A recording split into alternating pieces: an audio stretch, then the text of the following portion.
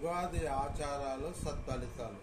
ఉగాది నాడు మనం ఆచరించిన దగిన విషయాలు మనము ఇప్పుడు చర్చించుకుందాము. అవి ఏమిటంటే, సంవత్సరాది మొదటి మాసము, మొదటి పక్షము, మొదటి తిథి రోజు తల్లిదండ్రుల అత్తమామల ఆదరణ పొందాలి. తదుపరి గురువులను, సత్పురుషులను దర్శించి యథాశక్తి సేవించి దీవెనలు పొందాలి. ఈ సదాచారం ఉత్తమ ఫలితాలను కలిగిస్తుంది. అరుదైన అవకాశం ఈ ఉగాది నుండి తదియ వరకు వరుసగా 3 రోజులు స్కాంద పురాణాంతర్గత అభీష్టద బ్రహ్మస్తోత్రము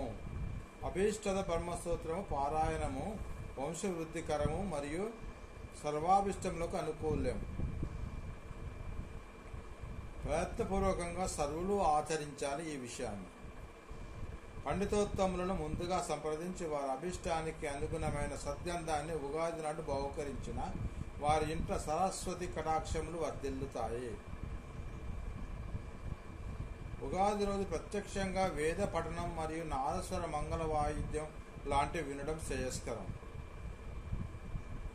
స్త్రీలకు ప్రత్యేక సాధన ఏమిటంటే, ఉగాది రోజు దేవాలయాలు, మందిర ప్రాంగణాలలో సామూహిక పుణ్య కార్యక్రమాలు జరిగే కళ్యాణ మండపాలు వంటి ప్రాంతాలను శుభ్రపరిచి గోమయంతో అలికి రంగవల్లులు తీర్చిదిద్దినట్లయితే సౌభాగ్యవంతులై సుఖిస్తారు.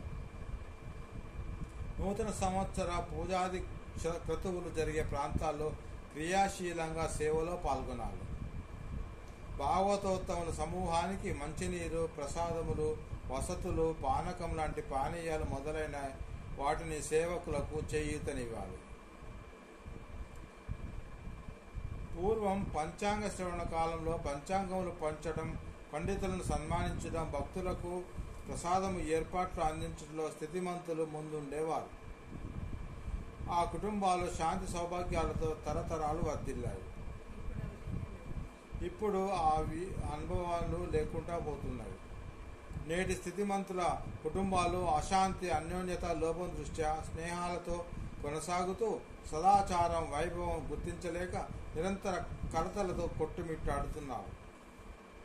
ఇలాంటివి సమసిపోవాలంటే శాస్త్ర నిర్దేశిత అనుసరణ గ్రహించాలి, పూర్వ వైభవం పొందాలి. ఇవి మనము ఉగాది నాడు ఆచరించదగిన విషయాలు.